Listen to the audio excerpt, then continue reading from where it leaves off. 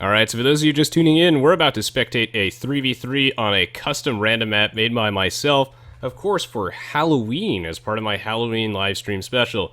If you guys are interested in becoming a part of this, by all means, I encourage you to head over to my Twitch page by scrolling underneath the video player there and finding my live streaming schedule. Also, if you follow me on Facebook and Twitter, you will get notifications. So, what are we doing today? Well, in honor of JMS Aoe2, he had a really interesting suggestion, which we're going to see here. So all the players have installed a custom mod, which I'll have a link to that on the Steam Workshop, in case you guys are interested in trying it. Although it is worth noting that the whole point of the mod is the surprise factor, so once you know what it is, playing with the mod isn't that fun, unless you want to prank your friends with it, I suppose. We're also going to be playing on a custom random map I made myself. Credit, of course, to Giant Apple. Thank you so much for making the mod possible and working on it for me. And now, without further ado, let's go. Alright, GLHF. None of the players in this game know what the mod contains. It's a mystery to everybody, and no one knows what the random map is like except myself, so this should be really interesting. Also, of course, since I was sick last year for Halloween, I happen to also be sick today, so, yeah, absolute shenanigans. Happens to the best of us. And now we're into the game. So, we're going to start off by really briefly introducing the players. We have Mr. Mage playing as the Red Spanish, Dan for the Win playing as the Orange Huns, Littorio playing as the Green Byzantines, Bob Jimmy playing as the Teal Japanese, Nox playing as the Purple Mongols, and Capitate playing as the Gray Mayans. Of course, before we get too far into things, thank you so much, guys, for all of your support of the Non-Age of Empires content. Really appreciate that, as it does help the longevity of the channel. And also, I've been a little bit inactive on YouTube and Twitch recently, of course, because I have been on vacation in Spain, and then I'm also going to be going to BlizzCon like immediately after that, and I got sick this week. But after BlizzCon, we'll be back to the usual level of activities. Thank you for your patience, and well. So a couple things that I did here is I took the standard Green Arabia map made by Kick My Butt, and I filled it with skeletons and graveyards, and you may have already noticed some relatively weird things. No one has said anything yet, so I'm just waiting for players' reactions. Thank you so much, Urban Cohort, for the 750. Really appreciate it, my friend. Oh, it looks like Nox already got attacked by a bunch of wolves, and I missed that, so I'm going to have to be a little bit more careful. Basically, what I did is I asked Giant Apple if he could... So far, no wolves, yes. I asked Giant Apple if he could switch around the graphics of various things in the game for me, just to mess with people. So what we have done today, players start with a bunch of cows, which are normal. But if we take a look at this, these wolves are actually wild boars. The boar are deer. The deer themselves are wolves. So I just need to try and find an example of somebody accidentally snagging some of these. The forage bushes are actually gold mines, so everything is all like swapped around. This is actually a stone mine. And I'm just eagerly awaiting players to accidentally build a lumber camp on this or something like that. So I'm just waiting for that moment. Someone is going to do it and be very confused. These are actually deer. It looks really disturbing. There are a lot of like graphical bugs with this mod too, so the deer end up like looking really possessed, and it's just very scary. Makobo123, thank you so much for the 2-month resub, really appreciate it. Orange says not too many shenanigans. I'm just waiting for one of them to notice that something is like horribly wrong. Now we're his group of 4 wolves. Maybe he hasn't actually found them yet. Oh, there they are. See, look at this. That's pretty terrifying. I don't know why they slide around like that, but they do. Bunch of cows coming in here. Nice! Oh! And Orange says, what the fuck? I wonder what he actually noticed. So here we see our first victim of the day, which is going to be Gray. Is building a mill on his forage. He's building a mill in his gold mine.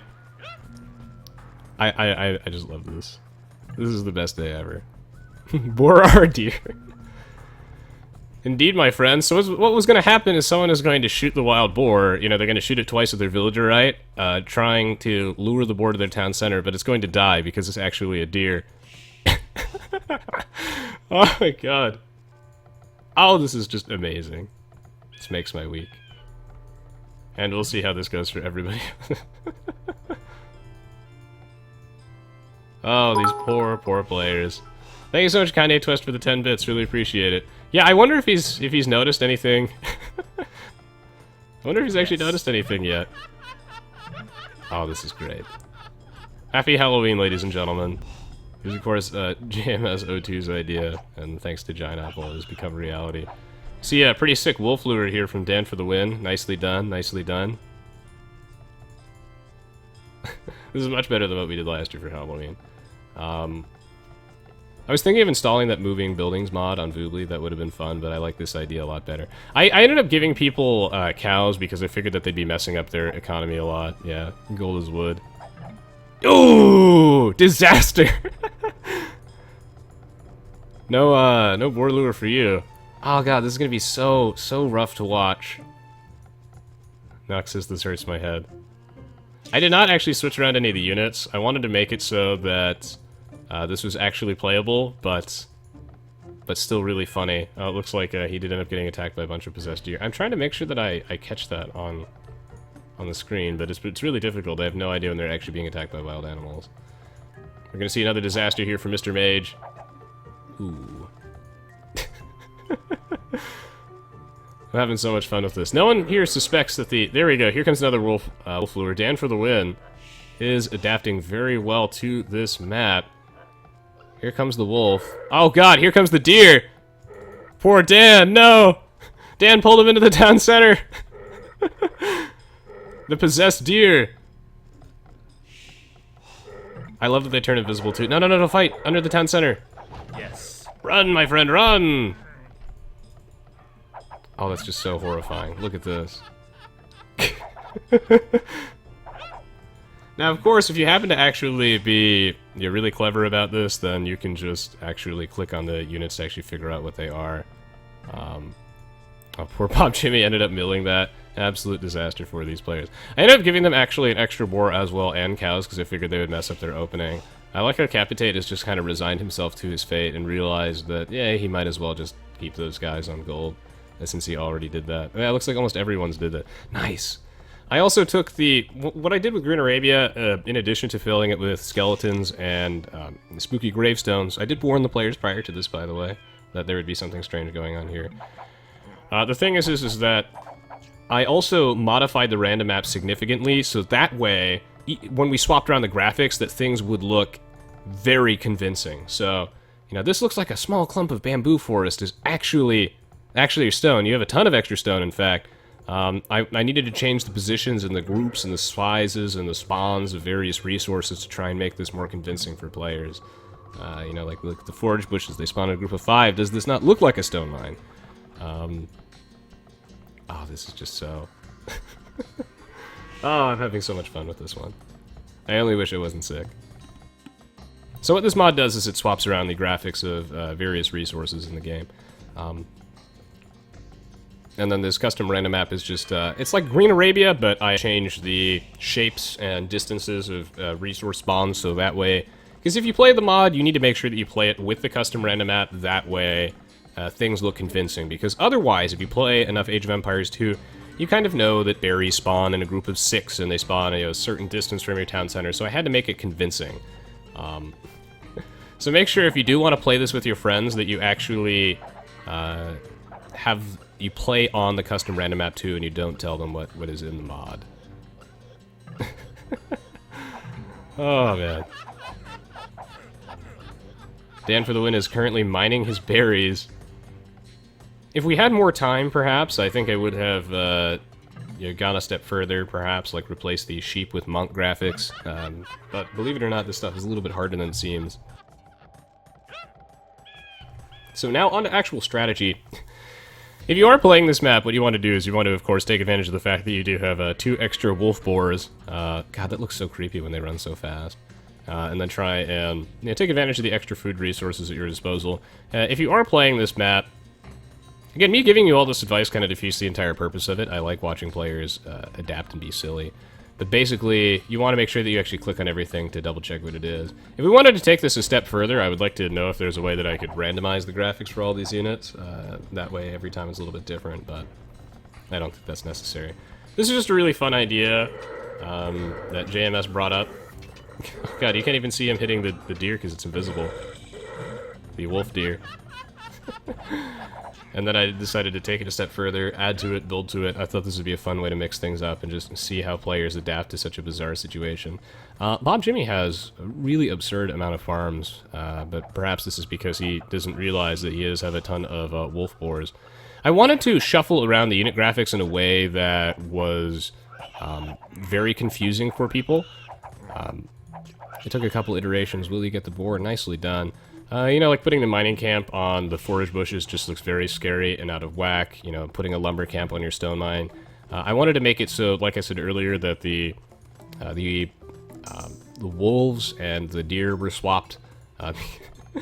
So basically, I wanted to make it so that you had to like lure the wolf to your town center because people are going to naturally avoid wolves if they see one, and I told them that the map was covered in wolves.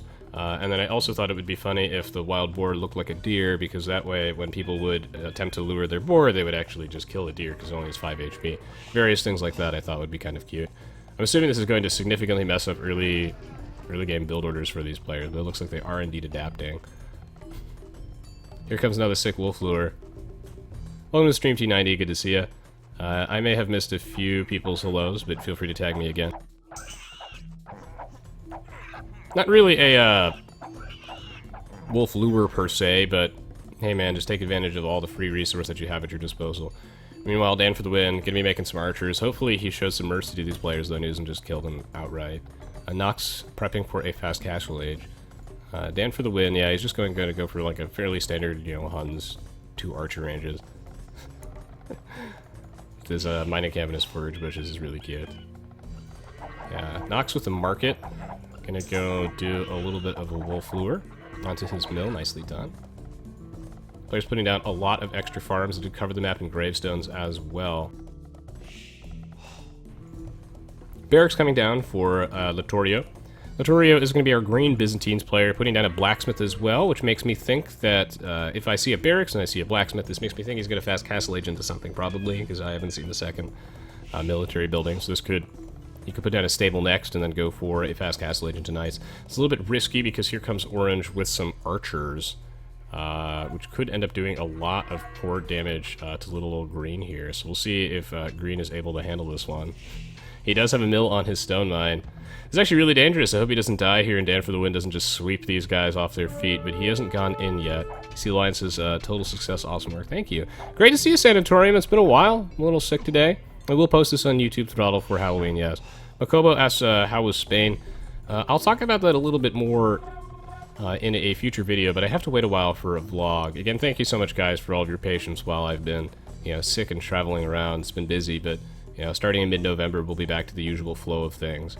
My Spain trip was absolutely wonderful. I am waiting a little bit to do kind of a vlog-style video on it, mostly because some of the stuff that I did in Spain is kind of a bit of a secret right now, and also I need to wait for all of the photos that we took to get processed. So that gives you guys something to look forward to. We got a lot of really crazy news coming in November, so that's gonna be a really fun month. Look at him killing all those wolf deer. Here comes Orange with a bunch of dudes. There's a barracks for Mr. Mage. That's gonna be pretty scary. I'm gonna ask him not to kill Littorio outright, but maybe to show him just a little bit of mercy. Maybe I should ask Bob Jimmy just to have Orange not kill Green outright. I don't often do this, but just so the match isn't horrible. If you could ask Orange to give Green just a few minutes before killing him. That might help. No biggie, though. Poor guy's having trouble adapting. To the weird map. Thank you.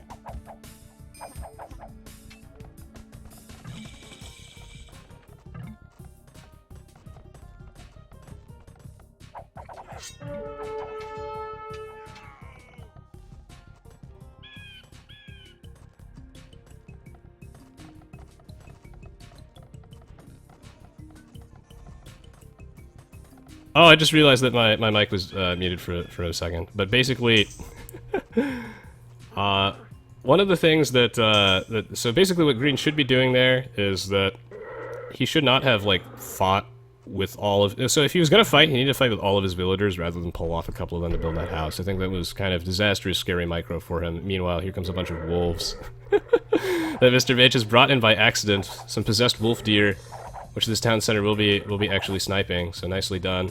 Yeah, when he pulled off these two villagers, he just kind of guaranteed that he wouldn't be able to kill his archers, and then he, like, ended up misclicking a little bit, so he wasn't actually able to kill the archers there. I think what he wanted to do was just build a defensive watchtower. Here's the way to go. So, for future reference, in your games, if you are getting rushed really hard and you don't know what to do, build a watchtower, and if you have no military units. He's also, like, massing militia. Oh my gosh.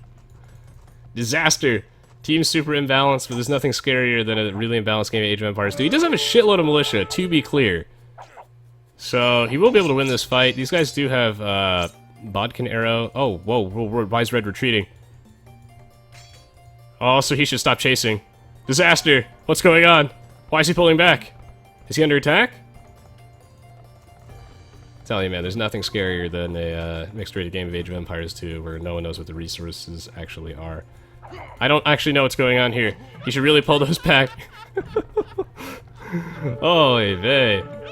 Piers Green's is apparently very new to the game, so future reference, we want like a watchtower when you're in a situation like that and you have no military units. Also, like, spamming militia is not so great in the feudal age, mostly because like militia are weak to archers, so what he wanted to do is like build an archery range and make skirmishers. He wanted to be thinking about counters, and really militia in the feudal age are just very bad, so you only would be making them if you had the men-at-arms tech already researched. So militia are more of like a dark age unit that you only make a couple of, mostly because, again, they just die to mass archers. Mass archers are a very strong thing in the feudal age because they're just kind of a natural transition for you. They don't delay your Castle Age timing that much because they don't cost any food, and then once you get to the Castle Age, you can research Bodkin Arrow and Crossbowmen to actually get a very huge power spike in your army, so it just happens to work out quite nicely. Double Knights coming in here, so it looks like just the team's just horrendously unbalanced. Poor Green.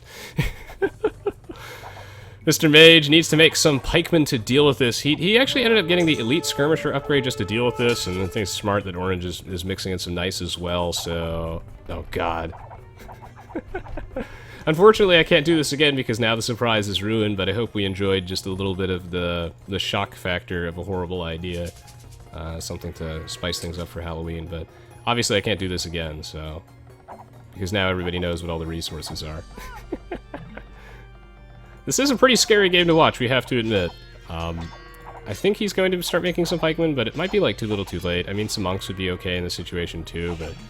Really, poor Mr. Mage. I do think that Mr. Mage did want to build his lumber camp like right up against the wood line and maybe put his town center right up against the wood line as well. That way it, this saves walking time on your villagers, so, it actually ends up bolstering your economy. It's hard to cast while I'm sick. I should probably just be in bed right now. But it's been a while since I've streamed Age of Empires 2, so I wanted to, do something a little bit special for you guys. I have not forgotten about you. Meanwhile, Capitate, though, doing work. He is one of the stronger players in the game. So like I said, anyway, this bolsters your economy. Like, all the extra time these villagers spend walking does add up. And also you want your town center, like, closer to the resources rather than sitting in the middle of nowhere. That way, it protects the resources just a little bit better from raiding. We're doing some serious damage. Nox is actually kind of on the back foot here, so if Green can just remember the golden rule of Age of Empires 2, welcome only prayable. If I miss someone's hello, feel free to tag me again in your hello, and I'll say hi to you. Centaurium asks, is there ever a time when you're not sick? Yes, I actually get sick fairly rarely. So when I say sick, I'm like actually sick with a cold that I caught in Spain. But like, allergies and a cold are very, very different beasts. Cold is like, in some aspects significantly worse, but allergies are also worse in some other ways. Like for example, the severe itchiness. So this is different. And here I get to deal with the double whammy.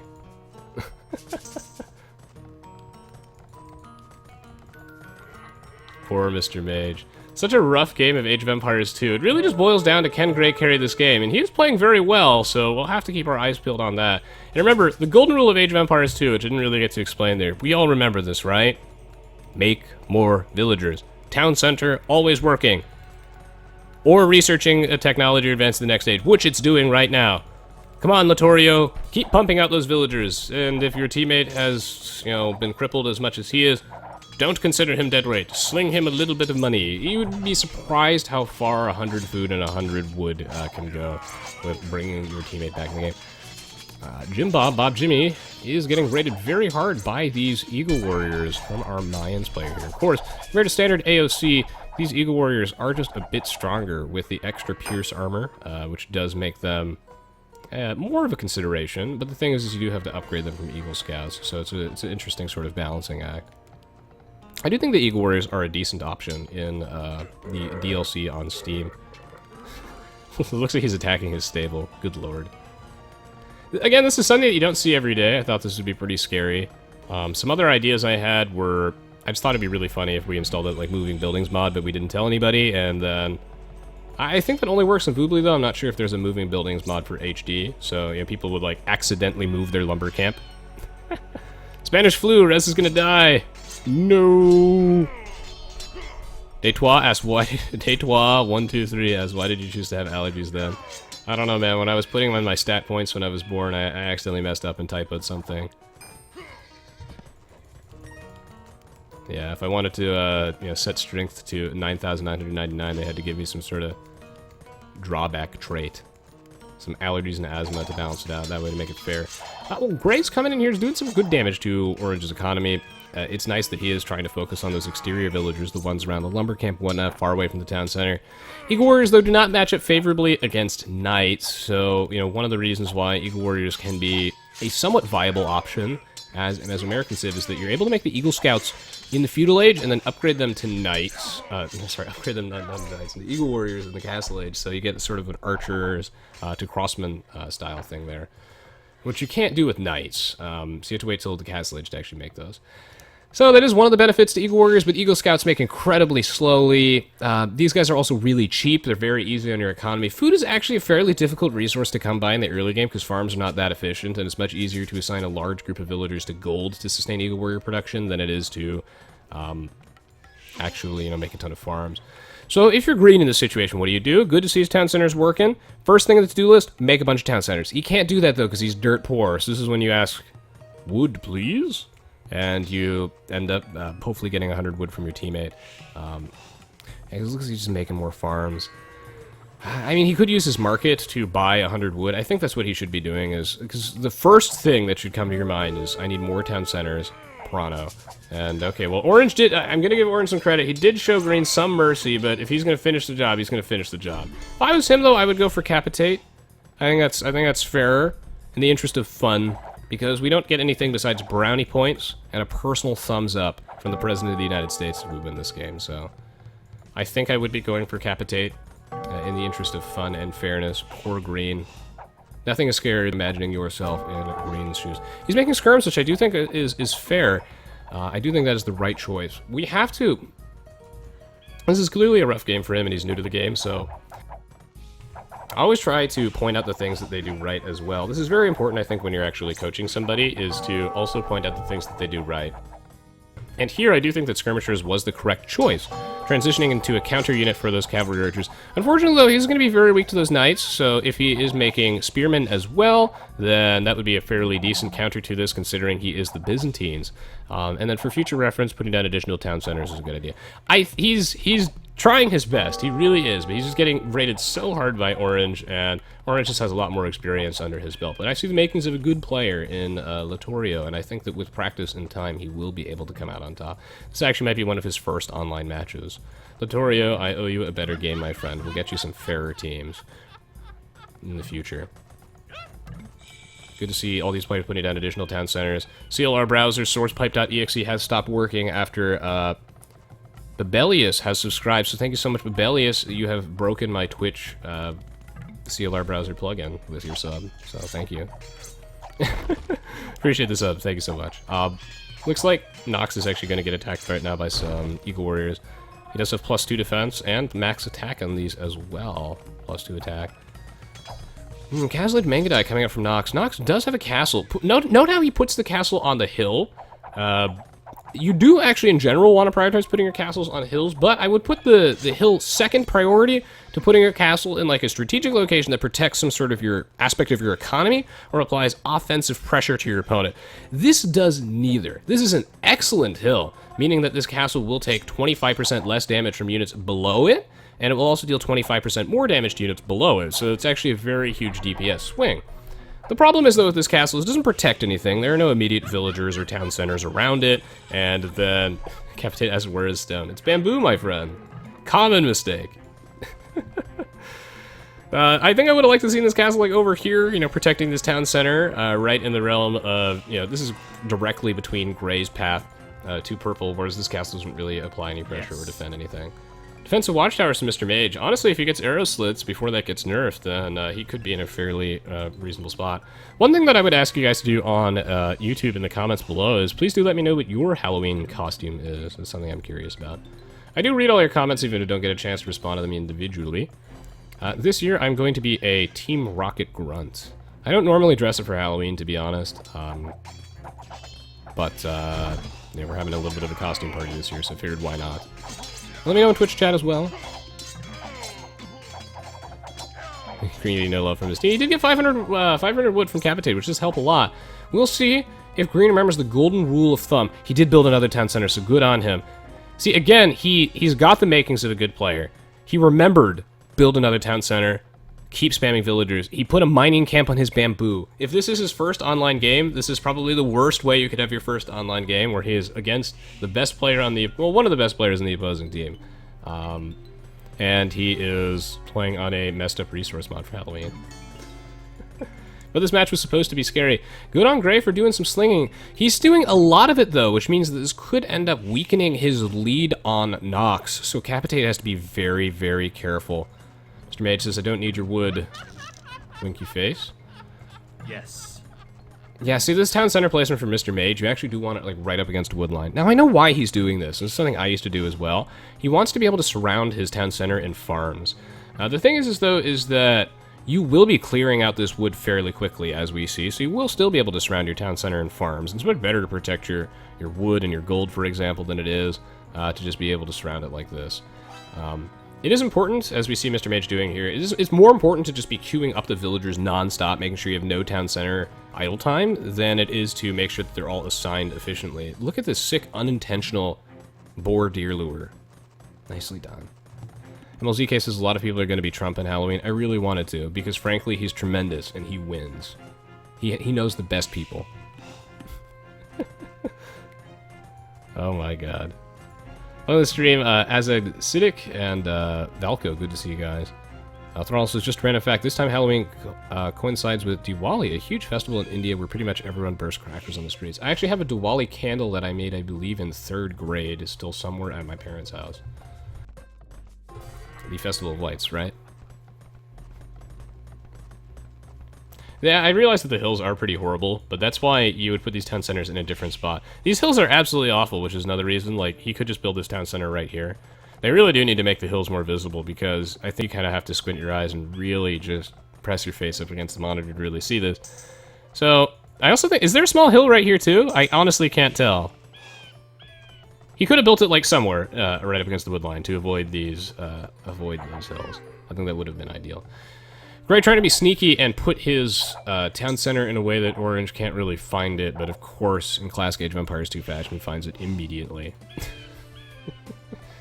Look at this heavy fortification from Bob Jimmy. He does not want to see Nox die at all. Bunch of Japanese champions.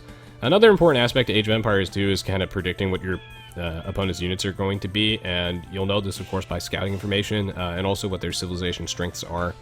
So, you know, if you open up the tech tree, you see the Japanese have infantry attack 25% faster, so we assume infantry are always on the table in the late game. They're not that strong in the Castle Age, though, but that's the type of thing that we do see in the later stages of the game.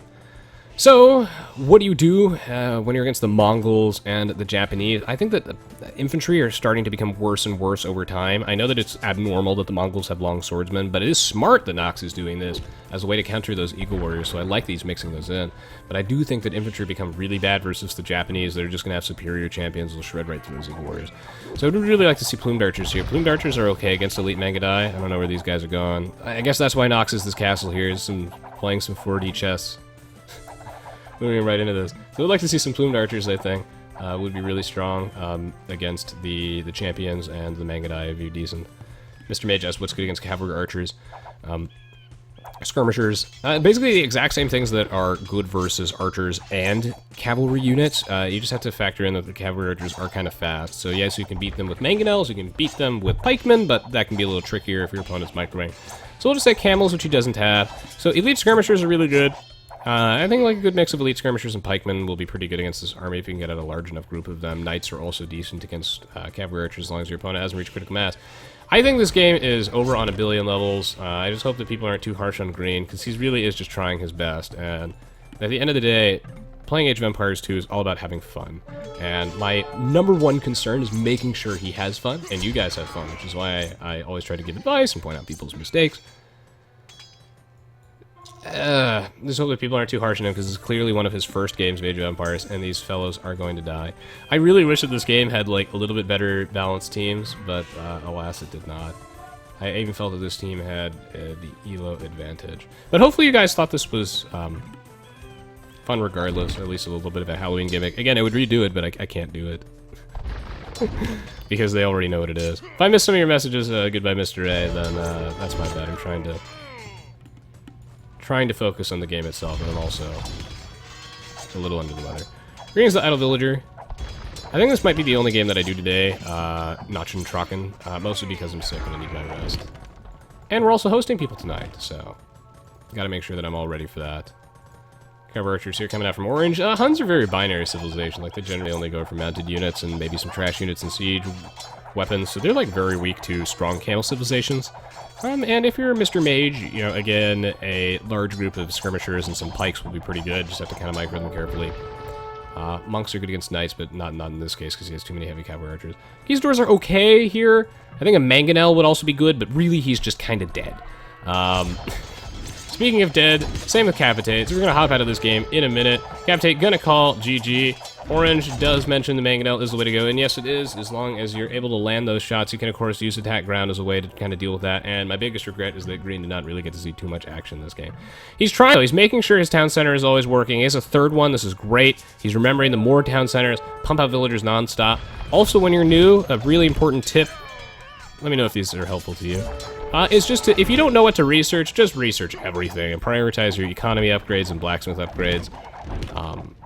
Yeah, particularly like double bit axe is really strong, wheelbarrow, horse collar, those things make a huge difference. Just research everything, build at least one of every building, like you're, in general, if you're new, that's just the way to go. And if you don't know what units to make, look at your tech tree, see what you have bonuses for, make the units that you have bonuses for, and make a wide variety of units on top of that to make your army a little bit more difficult to counter. But still, you can get away with a lot in Age of Empires 2 if you mismanage everything, but you just get your economy on lockdown. And that's where making a ton of villagers comes into play, making a bunch of town centers, and trying to get to your goal of 100 plus villagers as fast as possible. So we're looking for about 60%, 50% of the max population, so about 120. We want to get there as fast as possible, so our town center should always be making villagers, researching attack, or advancing to the next age, basically. Poor Latorio. Did I miss a sub? Thank you so much, Super Ranger, for the 22-month resub. He says, feels like it's been a while since you've streamed. Yes, it has. I had to take 2 weeks off for my trip to Spain, which was so much fun. I can't wait to show you guys what I did there. And then I also am going to BlizzCon next week, so my apologies again for the inactiveness from October to November. I happen to get sick too, but it happens. I've got a lot of really cool, exciting stuff coming in November that you guys can look forward to, and hopefully you enjoyed this one. I probably shouldn't have streamed today. I should probably be getting my rest, but I wanted to give you guys just a little bit of something to show I care while I've been out. Also, another tip for Latorio or just anybody who ends up watching this video and you're new is when it comes to ranged units with your blacksmith upgrades, what you want to do is you want to make sure that you for ranged units, you get Fletching, Bodkin Arrow, and Bracer, so you get the range and attack upgrades for your ranged units first. Why is that? That's because you want to make sure you get the first shot. That's what's going to win these fights. So if you have padded archer armor and your opponent has Fletching and you both do the same amount of units, the guy with Fletching gets the first shot with all of his guys, which does end up making a huge difference. The extra range is crucial in these fights. So you want to get the extra range first. You still want to get the defense upgrade, and it's great to see him actually researching his blacksmith techs. A lot of new players just neglect them entirely.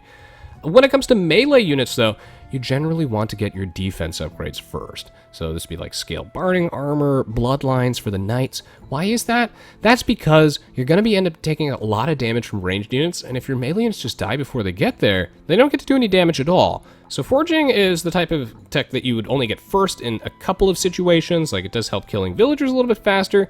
Helps when you're dealing with just melee on melee combat, like if you have a bunch of longswordsmen versus huskarls, then forging is going to be really important there.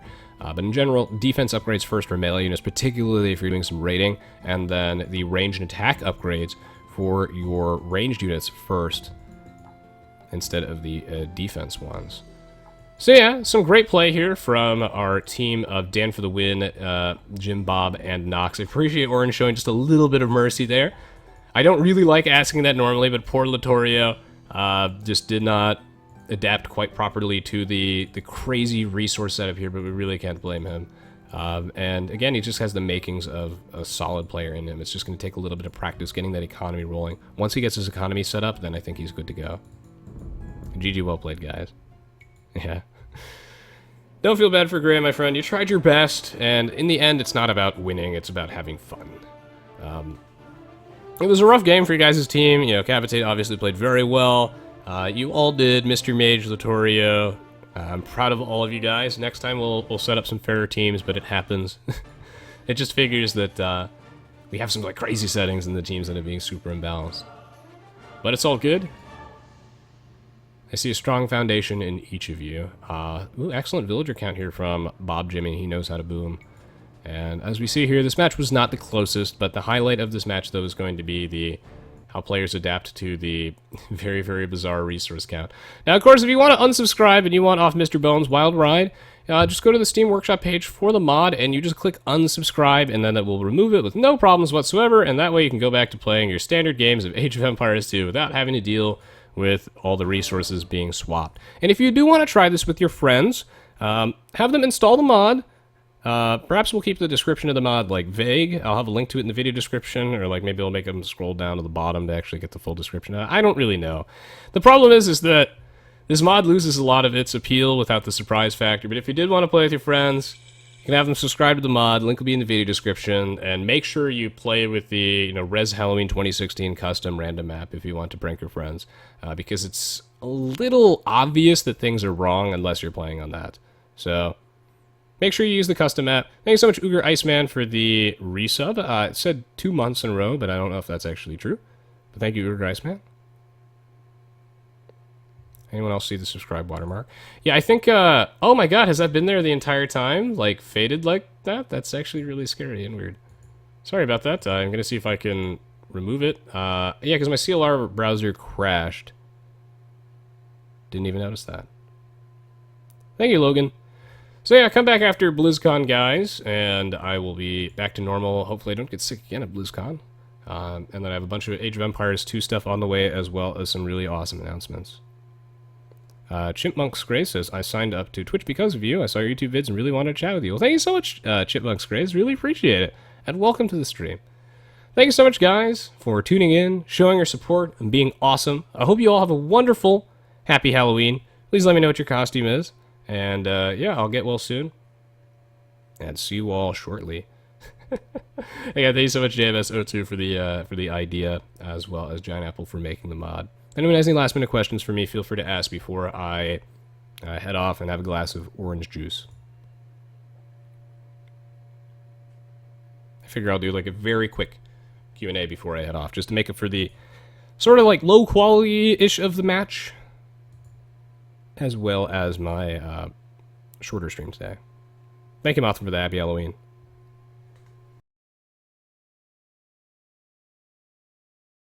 I think it's fitting that Dan for the win ended up picking the orange Huns and going for some, you know, double archer range, cavalry archer, knights shenanigans. Because that is very scary, and he executed that well, so well done, Dan. And of course, Bob Jimmy with some really scary pocket Japanese. Good to see him opening up with knights to defend his flanks. Knights are an excellent choice for that. Good to see you, Heartstyle Strategist. Did I miss your resub, Motham? I think I didn't. But thank you, Motham, for the resub. Yes, 13 months. Thank you, Motham. Latiax says, what did you enjoy in the Sun and Moon playable demo? Great question, Latiax. I'm very much looking forward to playing Sun and Moon.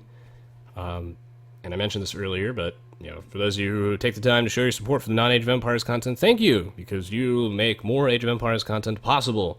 The better that stuff does, the more motivated I am to continue producing AoE. I will be doing some Sun and Moon stuff. In the demo, I really enjoyed the new trainer introductions. I absolutely loved the new battle music. I like Team Skull's intro theme. I'm gonna try and keep the. I don't know how I'm gonna avoid Sun and Moon spoilers for people, but it was just wonderful. I thought that the trial was really cool. Obviously, it's the demo, so the battles are too easy. The Z-move animations were really awesome. It was just really cool. It was weird because at first it didn't feel like a Pokemon game. I don't know if it was the music, the graphics, or anything, but like the town didn't really feel like it. But the trials and everything, maybe it's like a fresh take on Pokemon. It was just fascinating. I just like Team Skull a lot. The battle intros were pretty awesome. Thank you, Melanie. Twisted Feet asks, any advice for people who want to stream make YouTube videos with AoE?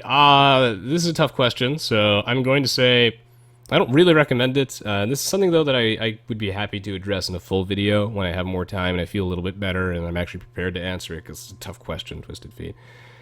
Some more generic advice is, again, try to be unique. Ask yourself what you bring to the table that other people don't. Why would we watch your stuff? Is it your pleasant personality, your dashing good looks? Perhaps it is your way of explaining things. Maybe you just happen to be really good at the game. Various things like that. Maybe you have a very unique play style. Kind of ask yourself, like, what do you bring to the table? And when I started my channel, I did it because there was something that I wanted to watch that just didn't exist yet, and I wanted to kind of, fill that void. My spiel is that I try to make things really understandable and approachable for new players. So I want to make it so that people can tune in here, and if you're new to Age of Empires 2, that this is the friendly, welcoming community that you're looking for, and just a great way to get on your feet and get started online. Which I feel like a lot of other channels don't really do. They'll tell you, like, they'll tell you what you should be doing, but not why. And I wanted to try and explain that, and also just, I guess do it in an easy to understand, nice way. If that makes any sense. I also would recommend, like, having a somewhat consistent schedule with your streaming, Twisted Feed, detailed titles, video descriptions, tags. And to be patient is the most important thing if you're streaming and making YouTube videos for anything, is to be patient. Because it's a really long, cumbersome process. There'll be times when you're tempted to cheat, times when you're tempted to give up. Ignore either of those and just, keep trucking. And most importantly, have fun. Don't do it for the money. It's going to take forever for you to actually earn anything. And also, when people are in your chat and whatnot, say hi, welcome them, try and be pleasant. And get to know them. People generally appreciate that. Hello, O-Bandit. I might do some Civ 6. Let me know what the demand is for that. Miss Aimbot says, Jim Bob and I were the ones who did the Castle Age 1 Huns vs Aztecs. Yes, I remember that, Miss Aimbot. Yes, I'm going to the midnight release for Sun and Moon. It's going to be really fun. Luker Iceman says it's going to be a cavalry archer for Halloween. Oh my god. Thrillum asks, maybe idiotic question for you. What is so special about Halloween? I don't get it. It was really special for me as a kid because I got free candy, and some people really enjoy dressing up. So as a kid, it was the candy. Now, I guess it's just an excuse to just drink and dress weird. Screwnut says, this is my first time watching live on Twitch. Always wanted to watch your videos. Great, thanks. Thank you, Screwnut. I feel like I could have done a better job if I wasn't sick, but yeah, I'm hanging in there, so thank you. Glad to hear you enjoyed it anyway. I'm always very critical of myself. And that's also something that I think is important. Not to, drown out criticism and people that disagree with you, and also just to keep an open mind. Always try to do better. Logan Leonard asks, when did you find your first love of Age of Empires? When I was like 7 years old, and my dad showed me Age of Empires 2. It was one of the first games I ever played, and I've fell in love with it ever since. My worker Leonard says Z-Move's gonna fuck up the meta again. You think so? Yeah, probably. I can imagine that. Yeah, Ladiak, I really enjoyed the trial. Heartstyle Stratus says, I have a friend who's interested in Aoe2 HD. Are you still interested in giving away free copies? I have like no money right now ever since I moved out of my parents' house and live on my own. But once the game goes on sale, I will pick up some copies probably around the holidays, Heartstyle Strategist, if your friend still doesn't have it yet. I will pick up some around the holidays for sure. Mr. Dupe says, is my love for obscenities a good uniqueness? It can be. Sproul says, or maybe the person just record AoE2 and forcing nobody to watch it, records it because they want to. I mean, yeah, that's fine. Thank you, T90. Take care, my friend. Kate Man says, guys, here's a fun story. I'm from Morocco. Ah, cool. And he says, today, a young guy who sells fish got his product taken forcefully by the police because he didn't have all his papers. They threw it into the garbage truck, and he tried to get it back from the inside of the back of the truck, and they started the engine that takes the garbage, and this young man was crushed to death inside the truck. Can you believe this? Oh my god! I was hoping that it would be a funny story where he, like, fell into the truck and he got covered in garbage and they had to fish him out. Oh, God. That sucks. Oy vey. Alright, well, anyway. Oh, and let's see, the last question. Taming Aspire says, Rez, did you ever switch colleges? Do you still do poli-sci? And did you ever read the Dictator's Handbook? I've not read the Dictator's Handbook, but remind me, and I'd be happy to take a look at it, perhaps, after BlizzCon. Is there there's a Dictator's Handbook? Well, that'd be very useful for one day when I take over the world. I don't still do poli-sci, and I didn't... Well, I mean, I guess I technically do, but I never really switched colleges. I decided to take a break from school because I realized that, again, I could also cover that in the vlog. That's something I should probably do. I've just been so busy, you know. I want to try a little bit of something different with my life. Pursue some work experience, which I feel is more valuable than school right now for me, mostly because I feel like I didn't necessarily pick the right major. I'm not really as interested in poli-sci as I was when I originally picked it, and for what I want to do in life, I don't think it would be necessarily that valuable to me.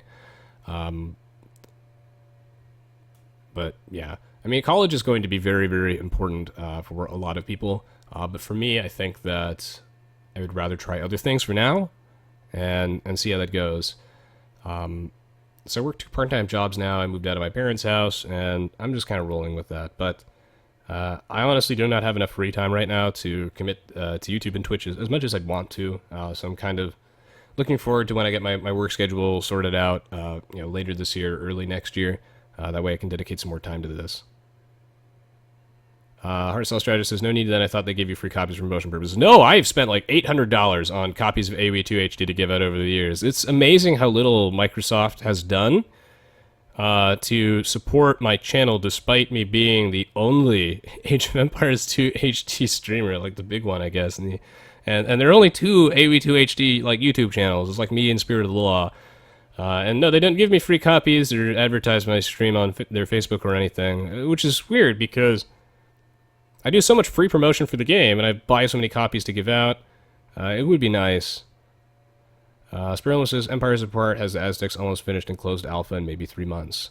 Oh, I did not know that, but that's very, very exciting news.